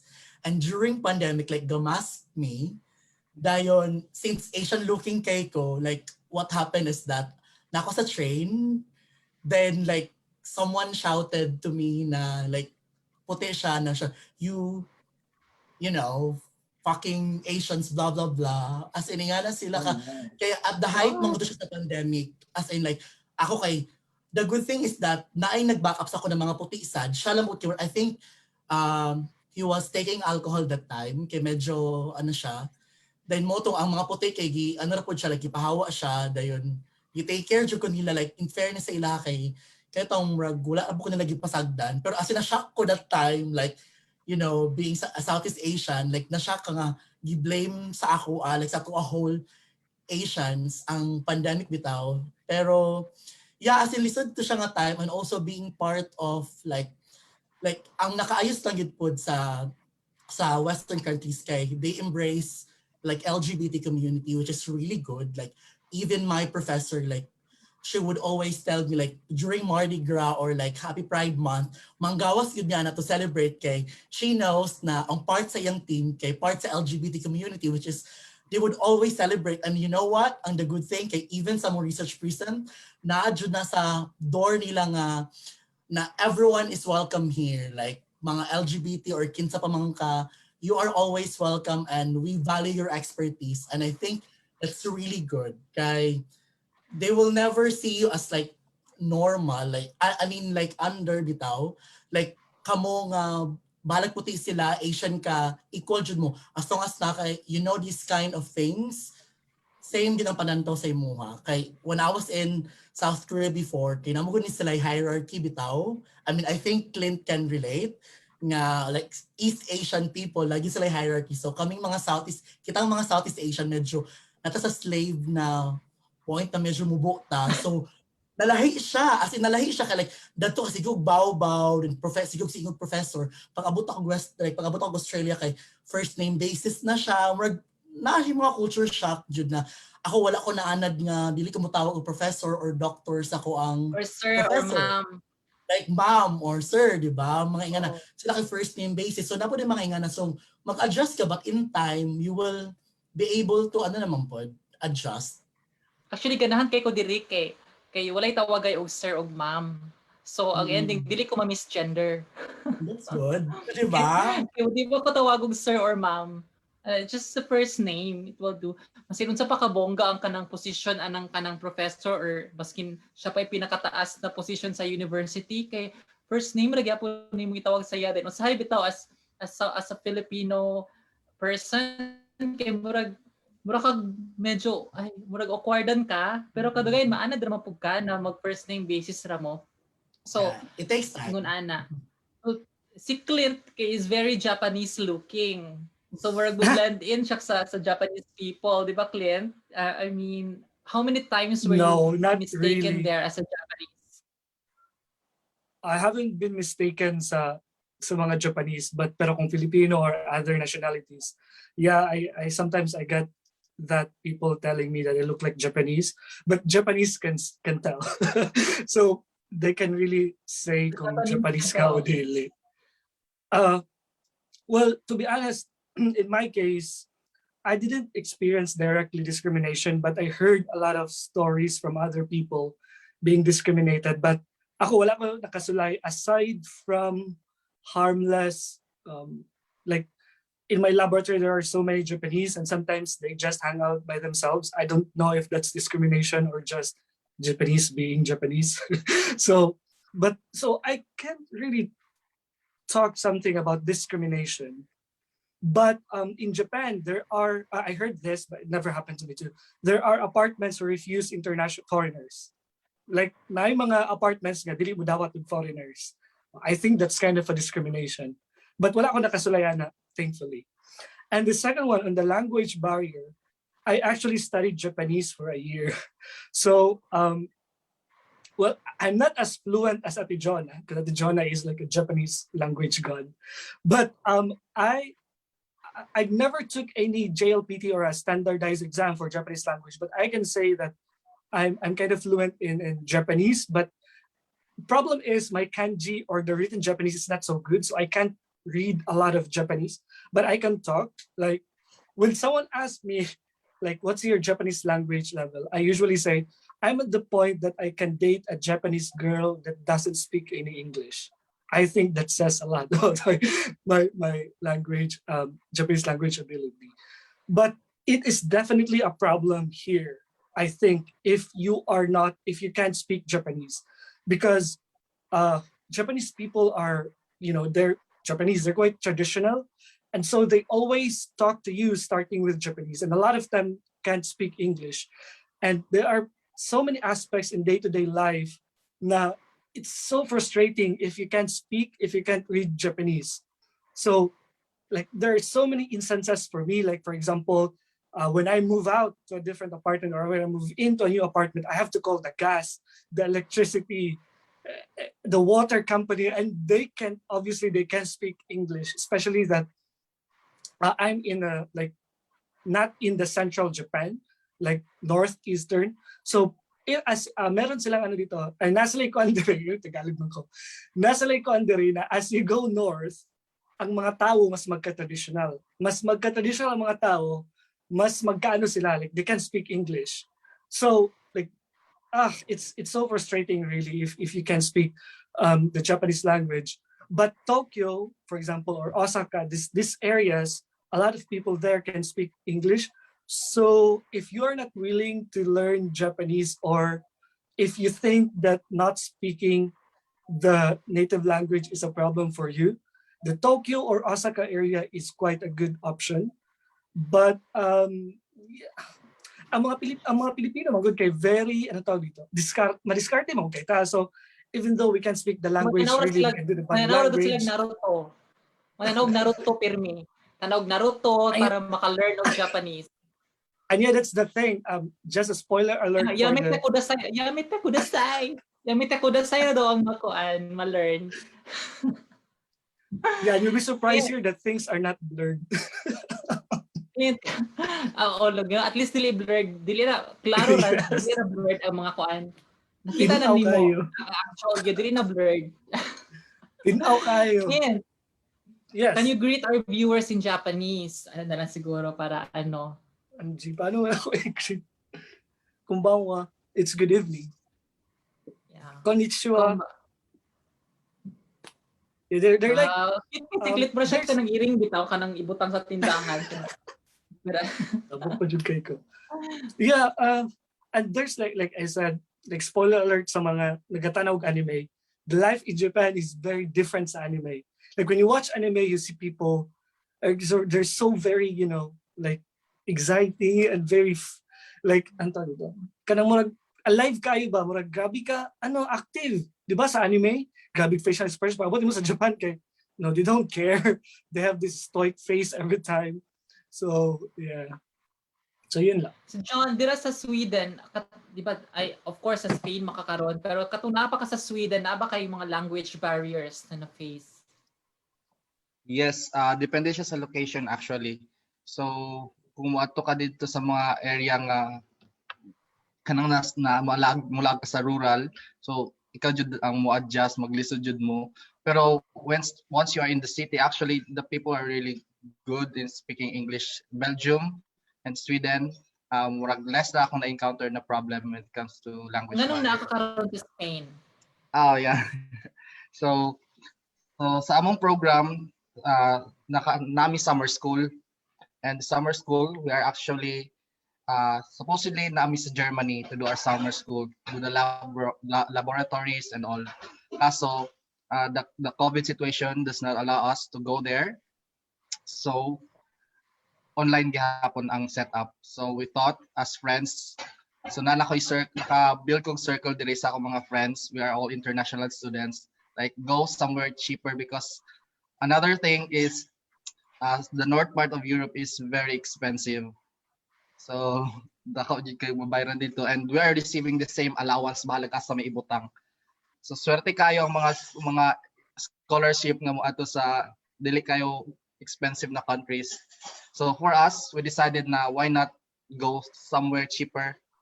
So, for us, we went in Portugal for a month and then nari mi sa Spain for another week. Wow. So European tour, European leg sa world tour ni John. So kani isa pa rin sa question na kanang naapod sa mind sa mga tao nga curious no sa experience sa graduate school abroad about sa allowance.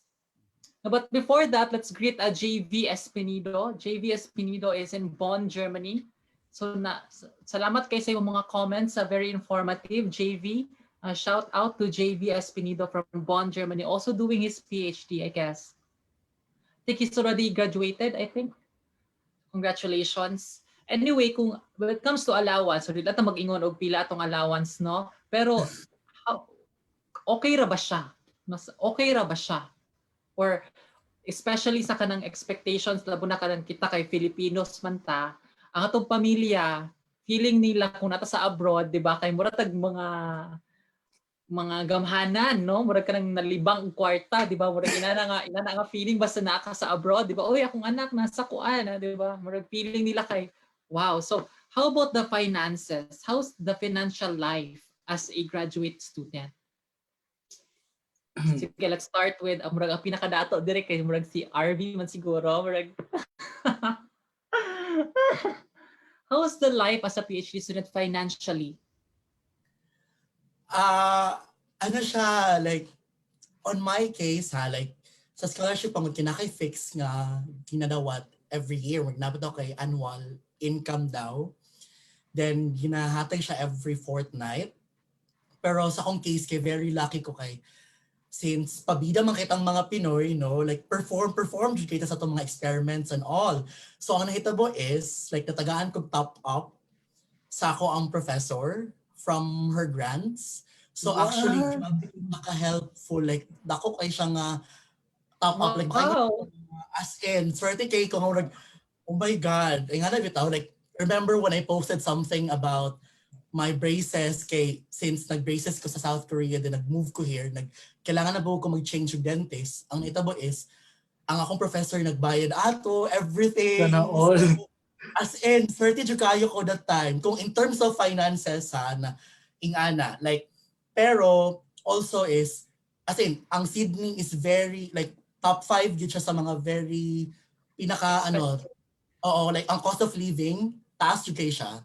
Taas yung ang itabo is like, ang sa kong na case kay medyo nagpuyo ka outside the city, like mga 30 minutes away by train, which is not really, I mean, which is fine. Bitaw, okay, like igura ka mo sakay isa ka train, then maabot na ka. Di man siya para sa Pilipinas nga traffic pa kaayo or whatever. So medyo convenient para bitaw ang transportation here. So mas nakabarato ko, as in you just have to deal with those yun. Like kailangan jud ka mahimong madiskarte nga na bitaw kung in terms sa kwarta kailangan ka like kung saan mo pag-divide, pero yeah, I mean usay kapadala jud ko sa akong family usahay inga na kay as a Filipino, di ba, kay makaingon sila nga basi investment daw ka or inga na kay Mabuhay! Isang Pilipino mabuhay. naman. Padala naman or kung ATM ay tama or ang ako sa una kay ako gapangayo pero karon covered inga na bitaw, pero thankful po kayo ko kay akong parents kay dili po inga na ka overdue bitaw nga makapangayo bitaw, like when kung ganahan ko maghatag sila og money makapadala ko og money mga ingana. So yeah, then Kami po, padali po ni Oy. magbayad Gcash na lang. Family na bayata diri, family na bayata. Ang family na, yes. Yeah, so How about you, Clint? How's the financial life as a graduate student? It's kind of a difficult question.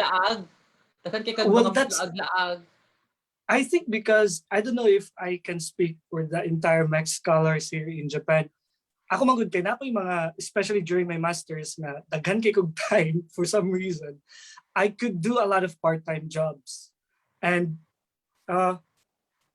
the reason I had money back then because of my part-time jobs. And well, Japan is also very expensive in terms of living expenses. But I'm thankful that wala ko sa Tokyo, because sa Tokyo, if you're in Tokyo, I think your scholarship is not enough. Mahayo pata ka sa imong parents dito. Kaya grabe gid katas og living expenses dito. But again, like Arvie said, we're Filipino, so madiskarte man gud ta. I'm not really sure if my money nga akong ginadawat sa Max dinhi nga scholarship is a lot or kulang. But for me, it was a lot. Like I could still save. And then at some times, like para ni Arvie, akong parents, they don't also ask me every month. They just like if gusto nila, if nasipan nila hanglan, or if gusto na ako, magpadala ko. So that's also one thing. But I don't regularly magpadala sa akong parents.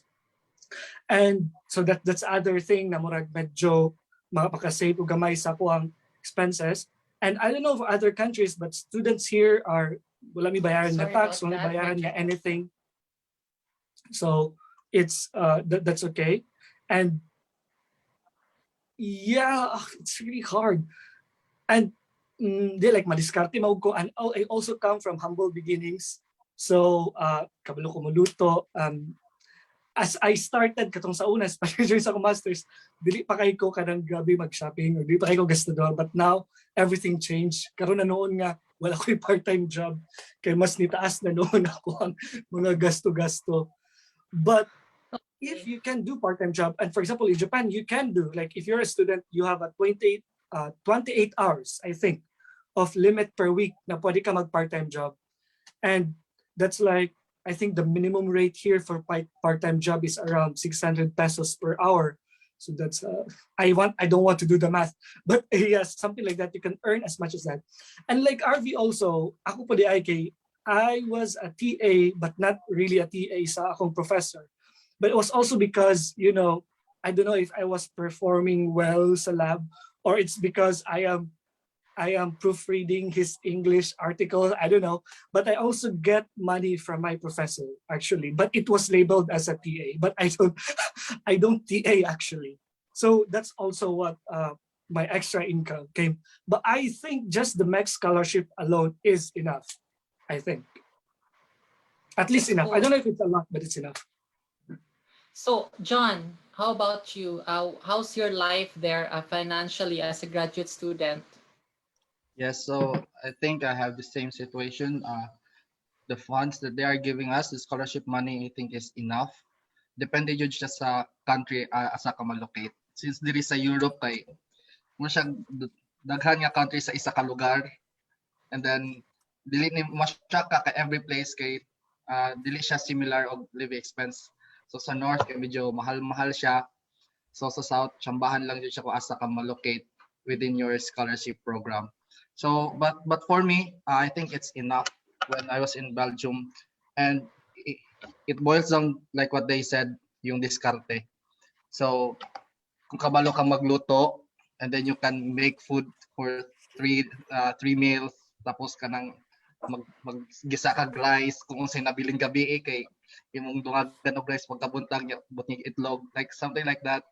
So Diskarte lang yun. mabuhi jud ka kanang ingana. So ang nakalisod diri kay mahal kayo ang beer. Oh my So, goodness. Staple yun ang beer. Dapat di gid siya mawala. yes, Kaduhan ako so kakain. since Unya, kumusta man ang kuwan? Pwede ba daw porn star ang sideline? Pwede ba daw? Porn star. Asian category, ang category kay Asian. I think Uy! revoke siguro mong visa na. Usa lugar akong category Asian tapos transgender. Hoy, grabe naman yun. Charot lang. Anyway. Interracial. And interracial. Mag-OF lang. Charot! Anyway, medyo diri na punta mo. Seryoso na punta nga question, no? Nganong, di ba kay, of course, nag-live ta ani para sa mga early career researchers abroad. Pero wala pa na to gina-glorify ang mga scholars abroad because we also have scholars in the Philippines as well. Pero question lang, why abroad? Nganong wala ta diri or nganong wala mo diri na PhD sa Pilipinas? Ana lang. But it doesn't mean na we're not glorifying the fact that we are doing our graduate studies abroad. But the question is, why abroad and why not the Philippines? Arvie. I think first is grabe ang bureaucracy. Sorry, Filipinos. Like when it Red comes tape. to Real talk na siya, real talk. real The questions are talk getting siya. harder. Like in terms of processing, for example, magpalit ka og materials, it would take months and years. And I feel like makita na ko ang struggle sa mga Filipino scholars nga naga-take sa ilang degree sa Philippines kay hindi mo mahuman ang research kay tungod lang sa pag-purchase pa lang sa something, reagents, kay dugay bitaw kayo siya. Or grabe ang dili siya efficient, as in daghan pa kay kag-agian para kuan, which is kung i-compare din mo sa abroad, like magpalit ka ng reagent something, maabot na siya pagkaugma or 2 days, like pas-pas kay ilang process bitaw, like nalay lab card, swipe lang So, sila or mas uptick ang research nga mahitabo. So yes. in the Philippines, the research might take several years, but Yeah, it in would your take several case, years. it will take a short time. Agree, like dili gid ako gina-undermine kay honestly, like daghan kay kog mga na meet ng mga scientists here, like kanang mga puting scientists, bow down gid sila sa mga Filipinos kay when it comes to technicals, whatever. Right? As in naagay capabilities ang Filipinos, ano lang gid, funding lang gid ang atong wala, which is mo nang ang government, they should fund research. Kay as in, kung i-fund nila ang research, it would help the economy, honestly. Pero wala man gud na nakita bitaw lang. Or wala kay na siya na market. Munang night times na ang politics ug ang science kay magka-clash or whatever, lisod kay siya kay grabe gyud ang kuan sa Philippines. I mean, daghan kayo. Ako mag-wait Japon ko sa time na hopefully dili na ta magpadala og mga scholars abroad bitaw nga as in maka-grow na ta og mga scientists in the Philippines, which is very very at par gyud sa international standards na grabe gyud, as in I think How about you? Yeah. I think How I'll about you, answer Clint? that. Why did you go to abroad? I think I'll answer that because like I came here for a master's and then continued PhD. So I want to answer that in a 2-level question. Like first one is why did I choose abroad? And the second is why did I stay? Right? Why didn't I come back to the Philippines to do my PhD? The first reason why I went abroad is, and I dili ko pareha kay Arvie because Arvie needs reagents and this, but I am theoretical computational. Like I don't have to be in any other place to do my research. I can do it in the Philippines. But that's the thing. Who will mentor me in the Philippines, especially on the field that I am pursuing? To be honest, there is no rarefied gas expert in the Philippines. Every time we have this rarefied gas convention, international, there's no one from Southeast Asia. Well, basically because we don't have a space program, and rarefied gas is very important in space program. So we don't have experts, even for like tone down nato konti ang rarefied gas, tone down nato sa aerospace. I only know a few people like Dr. Maglasang and other people who are expert in aerospace, but that's it. It's about experts, and we don't have this kind of experts that there in the Philippines. And that also tells you a level of problem in the Philippines, especially in the government. The reason why we don't have this kind of experts is because the government is not giving importance to fundamental research. No, a lot of researchers in the Philippines, especially, I hope there's no one watching from the OST, or if there is a shout out. You're not giving enough attention to fundamental researches. You're funding researches that have a possible commercial application. But these technologies, the lead, this quantum computing, everything, they were discovered, this application were discovered because of our understanding of the fundamental science. Yes. Like we know how, the quantum level and how electrons that they just flow, they spin.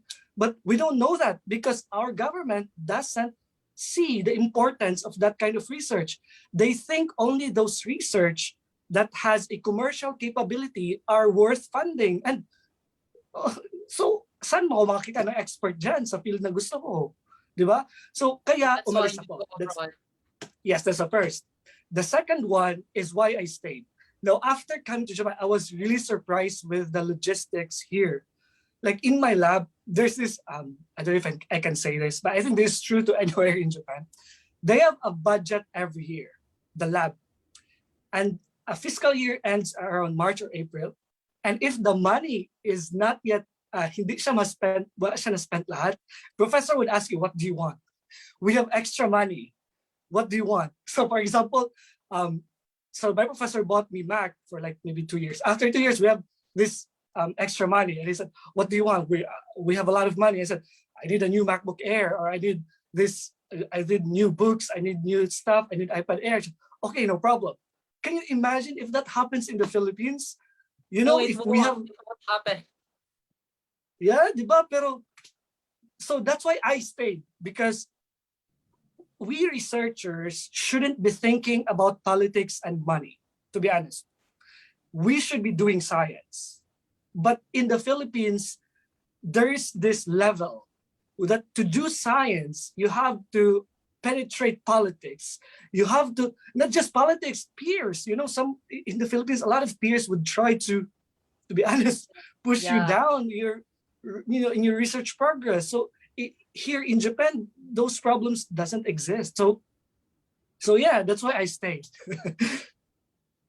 How about you, John? You're just a fresh graduate, and then you decided to do your MS abroad. Why abroad? Yes. I think it's a very basic reason for me to go abroad is we know the concept of greener pasture. Mura gihapon na siya sa ako .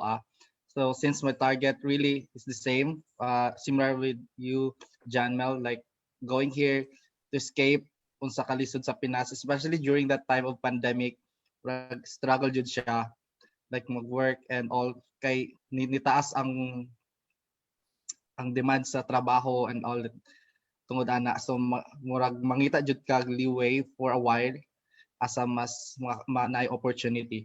So yeah, I think this is a trial for me. Dili pa ko maka-conclude since I've been abroad, like staying abroad for a year. Yeah, hapit na mag 1 year. So but I think so far kay akong nabuhat na decision, I liked it. So yeah. Very nice. So I think we're going for 2 hours na nga live, no? Grabe atong chikahan. And of course, salamat po sa mga nag-comment. So kayo na lang siguro atong last na discussion. Kay I know you're all very busy and sa uban po dira sa inyo basin alauna sa kadlawon na no maulaw ta sa oras sa atong mga I think si Arvie. bangkitan nga mga Yeah, guests.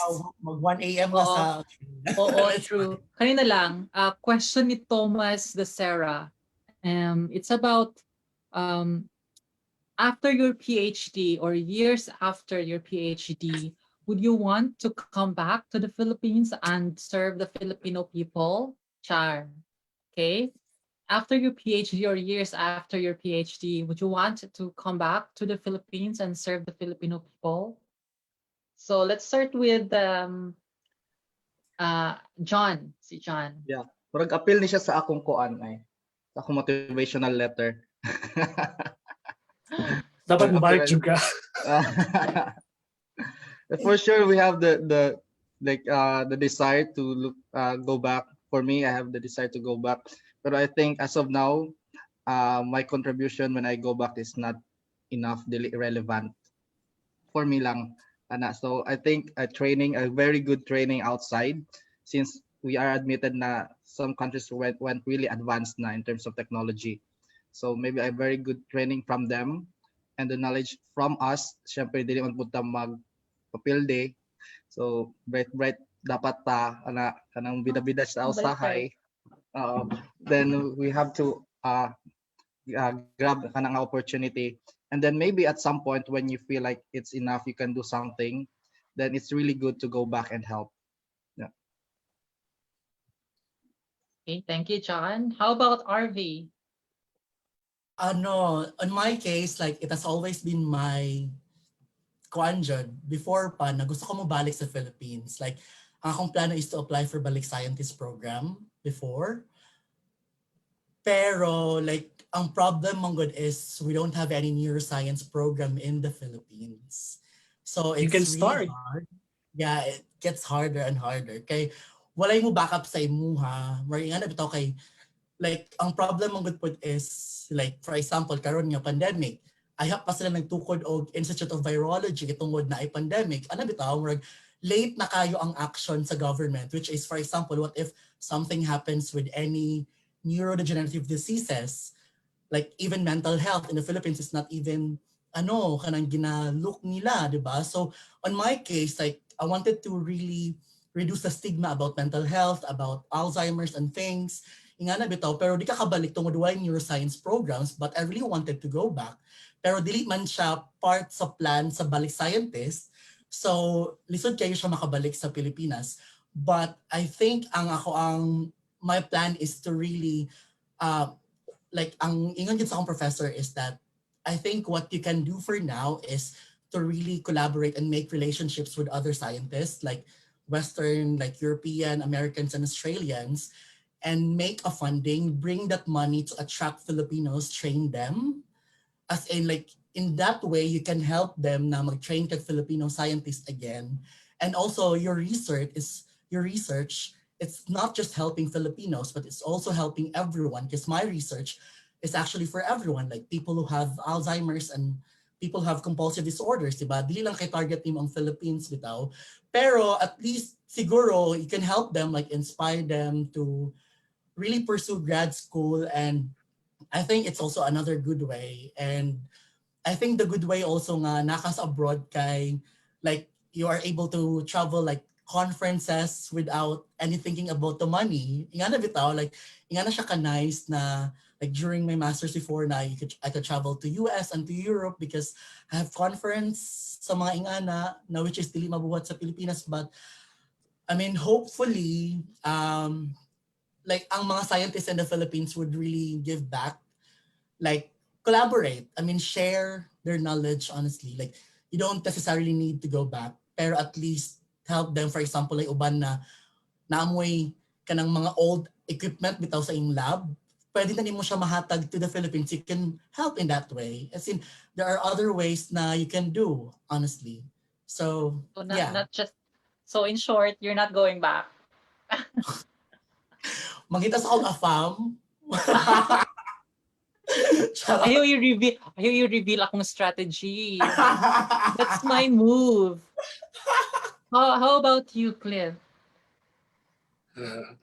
Actually, there's that question reminded me when I attended a graduation hosted by the Filipino Embassy in Tokyo. Filipino Embassy in Japan, they held a graduation during my master's degree.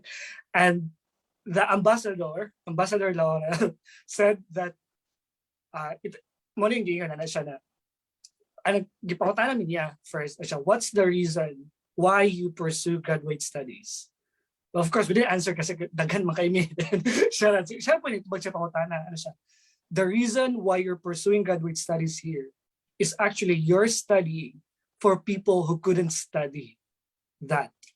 So the point is you are studying graduate studies because you will be mentoring Filipinos in the future when you go back to the Philippines. The reason why you're studying here is because you're going to be an expert, and then you bring that expertise to the Philippines to share that to the Filipinos. I think that's what he said. And it struck me because it wasn't the reason why I took the graduate studies. But it made me think that, yeah, he's actually true. It made me think that's the reason why I choose to come here is because there's no expert in the Philippines. And it shouldn't be that way. I should go back to the Philippines and be the expert that I wanted to be. Diba? So I think that's the ultimate goal.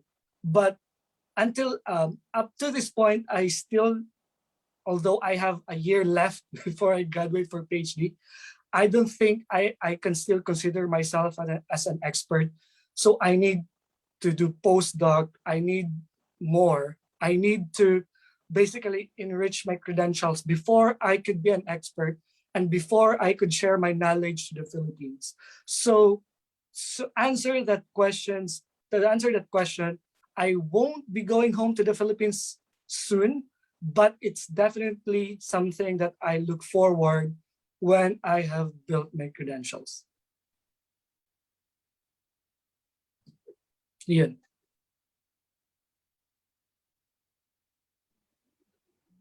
John ba? Are you there? Nawala na ko. Nahinan na po akong net. Sorry. So medyo TLDT gyapon diri sa Dublin, I think. Feeling na ako. PLDT gyapon. Hello, am I back? Yes, Yeah. you're good. Yeah. Okay, thank you kayo no sa pag-share sa inyong mga insights, sa inyong mga stories. So wala na to na istoryahan kay about love life sa naging dating life no sa mga AFAM no. At least si Clint na kaingon na siya nga at least dili na blurred. No? Klaro na Clint, klaro na. Charot. Anyways, i-postpone na lang siguro nato na pamantay several conversations na mahitabo in the future, I think. Kay dugay-dugay pa man ma-expire akong license sa Zoom. So anyway, salamat kaayo sa inyong tulo. Thank you kaayo. At sakto pud kayo no, alas 4 na. So I think 2 hours na gid pud ta nagstoryahan nay. Mag-cheers ata oy sa atong mga yar. Okay. Yes. Light. Cheers. Yes. Okay. Unta kay mawala na to mga imposter syndrome no kay the more ba ta mag-eskwela, the more ta to ma-realize na wala tayong mga alamag, mga bugo ta, di ba? Muna kung nakapila diri ka pinakubugo kay ko. No, nothing good. Yeah, so unta mga wala na to mga anxiety, mga mental health issues as a graduate student, okay? And also enjoy lang kita sa laag, mga AFAM, mga sa pa itaw mga AFAM hunting sa mga But take care of your mental health, good, as in Yes. best way. kung sa inyong mga pangita na mo asawa dira John og Clint para citizenship na pangita nag-asawa charot. Okay, ayan. O sa ato mga viewers pod, no? Pila ka book at least mga 110 viewers ta, no? Grabe, nabutag ko. Mahataw tayo sa takilya. In fairness. So, daghang fans sa atong mga guests karon. Salamat pod kayo sa atong mga viewers nga nag-comment o mga among-among o mga questions ninyo na very enlightening and very helpful. Daghan ba Thank you seryoso so mga much. questions but We didn't have time to go through all. Yeah, we cannot cover everything. So Yes. sad. Daghan kayo So, sila questions I- nga dili among ha. I hope Pero like, nalingaw we ra tried mo sa atong live. Setbacks, for sure. Oo. Pasensya na sa mga questions na wala ka na mo na answer. Medyo lag magod akong internet o dili na ko makita ang mga questions kaayo. So pasensya na mo kay PLDT gihapon na to diri. You know, actually ang PLDT ang di ana kay Dublin. Okay? So anyway, salamat kayo sa inyo ang tulo. Salamat sa mga nagtan-aw and napatay part 2 sa tuang conversations pero I will be interviewing or I'll be talking to women in science na pod. So, Nice. kana na pala tong istoryahan. Okay, so watch out lang mo ana. Thank you very much and I hope you have a great day or night dira sa inyo ang kung asam karon in Australia, in Japan and in Spain. Thank you very much. Thank you so much. Thank you so much, everyone. Thank you for the time. Thank you. Bye-bye. And if you have like questions for us, you can, I don't know, email you Yes, can message of course us. you can send them a message. So i-check Like lang po if- yung mga Facebook. message requests. If you wanna study in Japan or if you wanna study in Australia or if you wanna pursue Erasmus, we will help you. Yes. Shoot, No shoot us strings a attached. Actually, i-plug sa na ako kay na ako'y like isa sa among initiative kay nami Grad Map Philippines. I think I shared it on my timeline. Like gina-help namo ang mga aspiring students sa Philippines on how to apply or how to really contact professors, like potential professors. So we can definitely help you guys. Like shoot us a message. We will cater you. Napalay ko yung plug. Wala yung mga true. Basta si John Mel. Like stop Okay. na. John Mel. Hinay na kayo akong net. Okay. Pasensya na sa net. Dapat ko yung plug. Sorry for being such a celebrity. I will be the familiar mag Pinoy scientists na page. I will be the Pinoy scientist next week. So watch out sana all. for your my work and we can exchange ideas there too. Okay? See you next week. Can't wait. Can't wait. Congrats, Clint. Also, congrats sa atong tanan kay,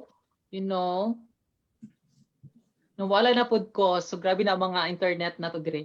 So, anyway, John, do you have something else to say? I'm good. Thank you sa opportunity to have me in this mini conversation. And yes, my Facebook is open for some questions. So since nakaabot ko diri tungod kay nagpatabang ko sa mga seniors nga naa diri. So since karon na ako diri, I'm really willing to help sa mga aspirants. Just hit me a private message.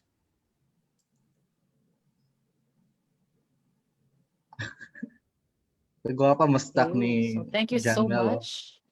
Sobrang nawala na pod ko. Gwapa na kayo ako Anyway, Gwapa ka mo thank you. stuck ay. Okay, sige Hey, na. nandun pa ka sa Thank you tutoy-tutoy kayo. dyan. Bye-bye. And Uy, shut up, Clint.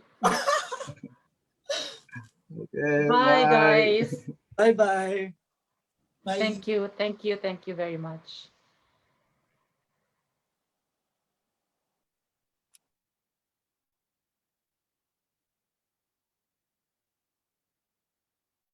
Okay, ako na lang nabilin. So, salamat kayo sa inyo ang pag-watch sa akong conversations with these people.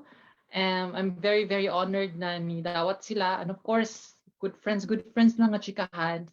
And watch out for my other live broadcast in FB. Is that a broadcast? I will be talking about several other things. I think the next live will be about I will be inviting someone political, medyo political siya na conversation. So yar gihapon. And then another would be about women in science, especially in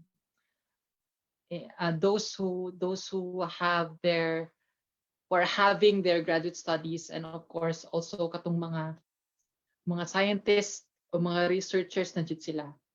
Okay. Salamat kayo sa inyo tanan and I hope na you're having a great time. Good night.